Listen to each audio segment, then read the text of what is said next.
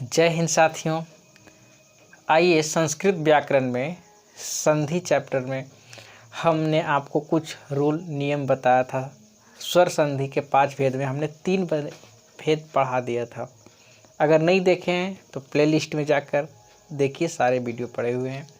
आइए हम चौथे रूल के तरफ यानी कि स्वर संधि के चौथे भेद यन संधि की ओर बढ़ते हैं। यन संधि कहते किसे हैं?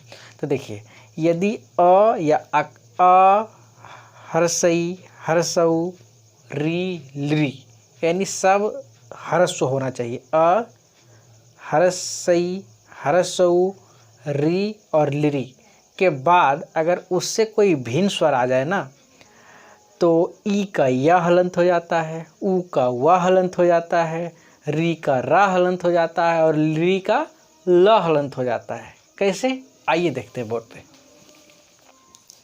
देखिए, हम लिख रखे हैं यहाँ पे, यदि अ, हर्षई, दीर्घई, री और लृ के बाद अपने से कोई भिन्न स्वर यानी कि हर्षई, हर्षऊ, री और लृ ये नहीं आना चाहिए। इससे कोई भिन्न स्वर आ जाए ना, तो ई का या हो जाता है य हलंत, ऊ का वा हलंत, री का रा हलंत तथा लृ का ल हलंत हो जाता है। कैसे? देखिए, इसको इस तरह से समझ सकते हैं।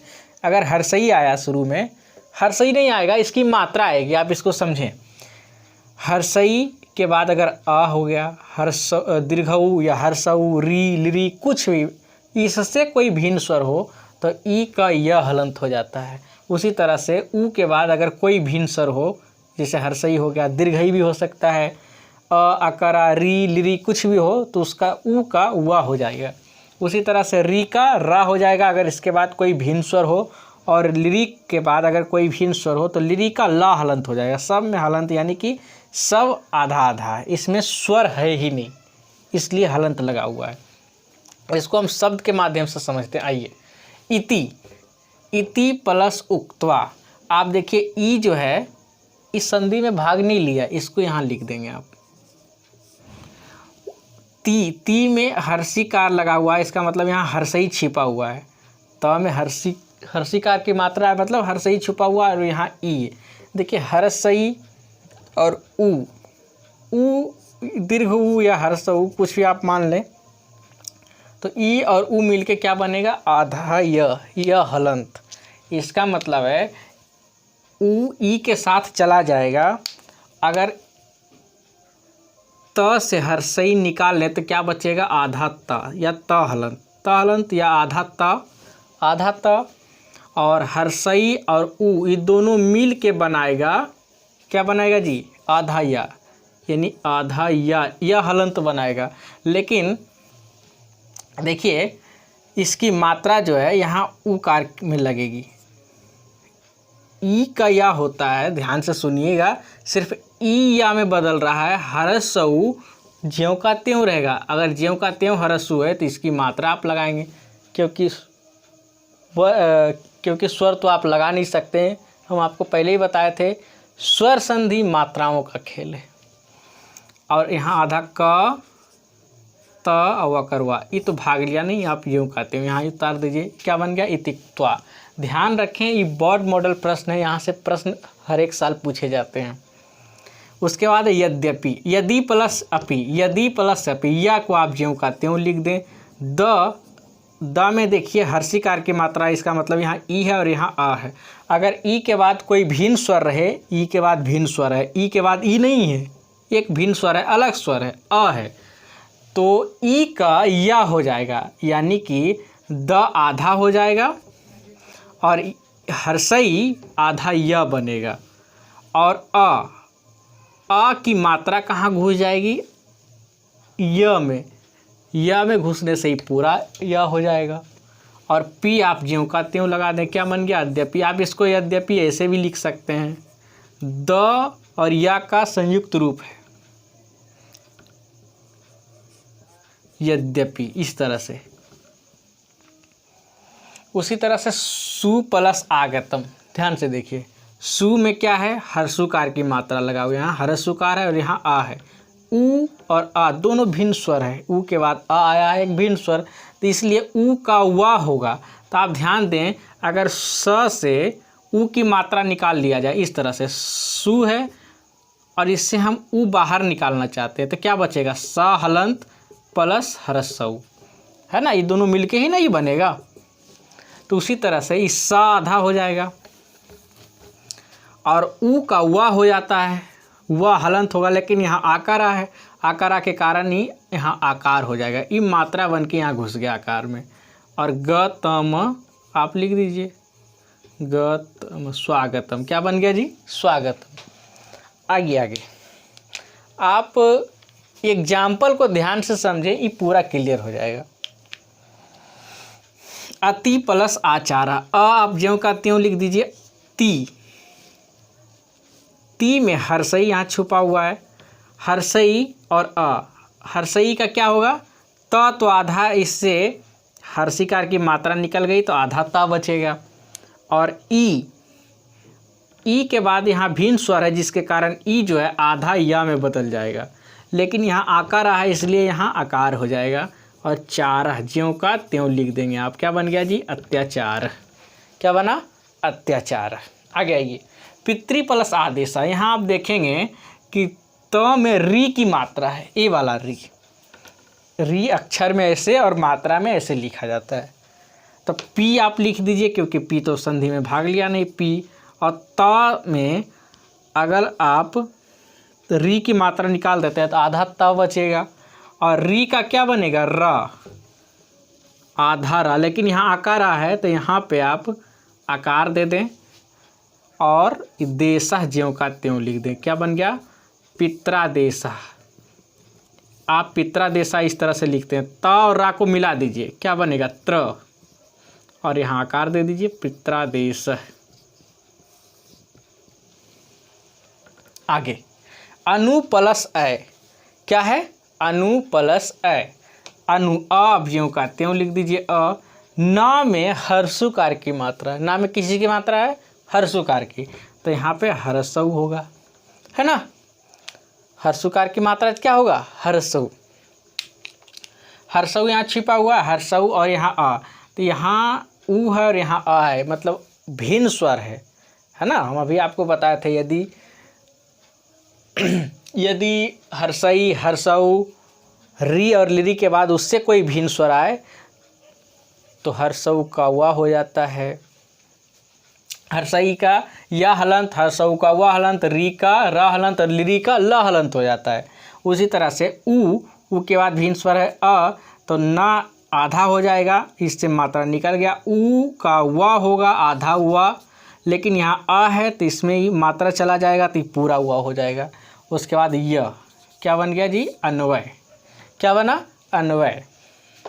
उसी तरह से लिरी के बाद अगर भिन्न स्वर आए तो देखिए, लिरी के बाद अगर कोई भी भिन्न स्वर आएगा क्या बनेगा, लिरी का ला हलंत, तो लिरी का ला हलंत बन गया। लेकिन आप देख रहे हैं यहाँ मात्रा में आकारा है, आकारा मात्रा बन के घुसेगा ला में, तो लाकर ला हो जाएगा। और कृति आप ज्यों का त्यों लिख दें, क्या बना, लाकृति, क्या बना, लाकृति। उसी तरह से इति प्लस आदि, इति, ई आप ज्यों का त्यों लिख दिए, ती में हर्षई की मात्रा है, हर्षई की मात्रा है, अगर त से आप हर्षई निकाल दें तो आधा त बचेगा, है ना, आधा त बचेगा ना। और ई क्या किस चीज़ में बदल जाता है, ई का या हलंत, ई का या हलंत, तो या हलंत आप लिख दें। लेकिन आप यहाँ देख रहे हैं आकारा है, आकारा की मात्रा इसमें लगा देंगे तो आप या हो जाएगा। और दी आप ज्यों का त्यों लिख देंगे, क्या बना, इत्यादि, है ना। इसके बाद हम लास्ट रूल, स्वर संधि का लास्ट रूल पढ़ेंगे, अयादि संधि। इसका स्क्रीनशॉट ले लें आप एक बार। आइए स्वर संधि के पांचवें भेद अर्थात अयादि संधि की ओर चलते हैं। ये आपका स्वर संधि का अंतिम भेद होगा। अयादि संधि कहते किसे हैं, तो यदि ए ऐ ओ औ, ए ऐ ओ औ के बाद उससे कोई अगर भिन्न स्वर आया तो ए का आय हो जाता है, ओ का आओ हो जाता है, ओ का सॉरी आय हो जाता है। और देखिए उसके बाद यदि ओ हो तो ओ का आव होगा और औ का आव होता है। इसको बोर्ड पर देखते हैं, ये समझते हैं। देखिए यदि ए ऐ ओ औ के बाद कोई भिन्न स्वर आए तो ए का ऐ का आय, उसके बाद ओ का अव, औ का आव हो जाता है। जैसे अगर ए रहे उसके बाद कोई भी भिन्न स्वर हो, आ हो, आकारा, हर्षई दीर्घई, हर्षऊ दीर्घऊ, तो ए का क्या हो जाता है आय, यहाँ हलंत लगा हुआ है, इस पर आप ध्यान देंगे। उसके बाद है ऐ का हो जाता है आय। अगर ऐ के बाद कोई भी भिन्न स्वर हो जाए, अ, आकारा, हर्षई दीर्घई, हर्षऊ दीर्घऊ, री कुछ भी हो जाए स्वर में, तो ऐ का बदल जाएगा आय में, यहाँ हलंत लगा हुआ है य में। उसी तरह से ओ के बाद अगर कोई भिन्न स्वर रहेगा तो अब हो जाएगा, और औ के बाद अगर कोई भिन्न स्वर रहेगा तो आव हो जाएगा। इसको हम शब्द के एग्जाम्पल से समझते हैं। आइए, जैसे आप देख रहे होंगे से प्लस अनम, से, तो सा में आप एक की मात्रा देख रहे होंगे, इस तरह से ऊपर में एक की मात्रा है, इसका मतलब यहाँ ए छुपा हुआ है। क्या छुपा हुआ है? ए। और उसके बाद ए के बाद भिन्न स्वर क्या है? अ। तो ए के अ के कारण, यानी भिन्न स्वर रहने के कारण सिर्फ ए, ये नहीं कुछ होगा, इस पर ध्यान देंगे, ए कुछ नहीं होगा, ए जो है अय हो जाता है। देखिए यहाँ आप देखे होंगे ए क्या हो जाता है? अय। यहाँ भी देखिए ए किस में बदल जाता है? आय में। तो अगर आप सा से ए कार निकाल दें तो क्या बचेगा? सय, सा हलंत बचेगा। ध्यान दीजिए, सा अगर से है, इससे हमको मात्रा निकालना है, तो क्या किस में बदलेगा? सा हलंत और प्लस ए, है ना, ये होगा। तो यहाँ पे सा है और इस ए निकल के किस चीज़ में बदलेगा? अय। इस तरह से इस पर ध्यान देंगे, अय। तो आ जो है ये पहले वाला, इसमें अगर चला जाए तो ये पूरा सा हो जाएगा, इस पर ध्यान दीजिएगा। पहले वाला आ अगर सा में, तालब सा में चल गया, हलंत था, तो इसमें ये पूरा सा हो जाएगा। और इसके बाद क्या बचा? य हलंत, है ना। इसके बाद क्या बचा? य हलंत। तो आप यहाँ य हलंत लिखेंगे और जस्ट इसके बाद ई अ तैयार है। अ इसमें घुसेगा तो पूरा या होगा। अब क्या बनेगा? न और म। समझ में आया? शयनम। इसको और आगे समझते हैं। उसके बाद ने है, यहाँ ने में एक कार की मात्रा है, मतलब यहाँ ए छुपा हुआ है ना। अगर न से हम एक कार खींच लें, ने है, अगर हम चाहते हैं कि एक कार ही खींच लें इसको, तो देखिए किस चीज़ में बदलेगा? ना हलंत प्लस ए, है ना, ना हलंत बदलेगा ना। तो देखिए ना हलंत आप यहाँ लिखिए, ना हलंत लिखिएगा, और ए किस चीज़ में बदलेगा? ए बदलेगा अय में। आप ध्यान दीजिए, यहाँ अगर अ जो है, अगर इसमें हम ले जाके घुसा दें तो क्या बन जाएगा? इसका अ जो है, इसमें मात्रा इसमें घुसेगा अ का, तो ई हलंत हट जाएगा। हलंत हट गया, बचा क्या? खाली य। तो आप यहाँ य हलंत लिखें, है ना, य हलंत लिखें। य हलंत के बाद जस्ट इसके बाद क्या तैयार है? अ अगर इसमें घुसेगा तो पूरा या हो जाएगा ये। उसके बाद न और म, इसको लिख दीजिए क्योंकि ये तो संधि में भाग लिया नहीं। क्या बन गया? पढ़िए तो, नयनम, नयनम आँख, है ना। उसके बाद गायक, गय प्लस अकह। अगर अय कार रहे उसके बाद भिन्न स्वर रहे तो अय कार किस चीज़ में बदल जाता है? आय में, है ना, आय में बदल जाता है। तो गय में अगर अय कार आप देखें, अय के बाद अ है तो ग हलंत हो जाएगा, क्योंकि अय कार इससे खींच लिए हैं। और उसके बाद यहाँ आय में बदलेगा, यहाँ देखिए आय, अगर आ इसमें घुसा दिया जाए तो ये गाकर का हो जाएगा, सही, आकारा हो गया। और यहाँ आप देखिएगा य हलंत है, आप यहाँ य हलंत लिख दें, लेकिन इसके बाद आप देखेंगे कि यहाँ स्वर है, स्वर ई हलंत को हटा देगा और कह आप ज्यों का त्यों लिख देंगे। क्या बन गया? गायक। क्या बना जी? गायक। समझ आ रहा है ना। चलिए, उसी तरह से यहाँ अय कार है छुपा हुआ गय में, यहाँ अय कार में आप देखेंगे इसके बाद भिन्न स्वर अ है, तो अय कार गा से अय कार हट गया तो बचा ग हलंत, लेकिन आय में बदलेगा तो यहाँ आकार होगा और य हलंत में अ घुस जाएगा अनम का, या पूरा न म गायनम। उसके बाद देखिए यहाँ ओ कार है, ओकार के बाद अगर कोई भी भिन्न स्वर है तो वो किस चीज़ में बदल जाता है? अव में। तो उसी तरह से भा से अगर ओकार निकाल दें तो भा हलंत, लेकिन ये किस चीज़ में बदल जाएगा? आ और वा। ओकार इसका अव में बदलेगा तो आ इसमें घुस जाएगा तो पूरा भा हो गया। और यहाँ वा हलंत, लेकिन यहाँ आ है तो वा हलंत को ही पूरा कर देगा। और यहाँ ना और माँ आप लिख देंगे, क्या बन गया? भावनम। क्या बना? भावनम। बनाना सीखिए, प्रैक्टिस कीजिए साथ साथ। भावनम की तरह ही बन जाएगा पवनम। उसके बाद देखिए यहाँ औकार है। औकार के बाद अगर कोई भी भिन्न स्वर आए तो औकार बदल जाता है आव में। यहाँ देखिए आकार आ व आओ। अगर हम भावकार से भाव से औकार हटा दें तो क्या बचेगा? सिर्फ भा हलंत। लेकिन ये औकार बनेगा क्या? आव बनेगा। अगर हम यहाँ आव लिखना चाहें तो यहाँ ऐसे भवाव नहीं लिख सकते आप, क्योंकि हम पहले ही बताएं कि अ यानी स्वर कहीं मात्रा बन के घुसेगा। उसी तरह से अगर आव यहाँ लिखेंगे तो आ इसका जो है इसमें घुसेगा, ये भाकर भा हो जाएगा। बचा वाह हलंत। वाह हलंत के बाद आप यहाँ देखिए अकर अकह, तो आ जो है आ इसमें भाव में वाह में घुसेगा तो पूरा वाह हो जाएगा। और आप यहाँ देख रहे हैं कह लिखिए क्योंकि भाग नहीं लिया है। क्या बनेगा? भावक।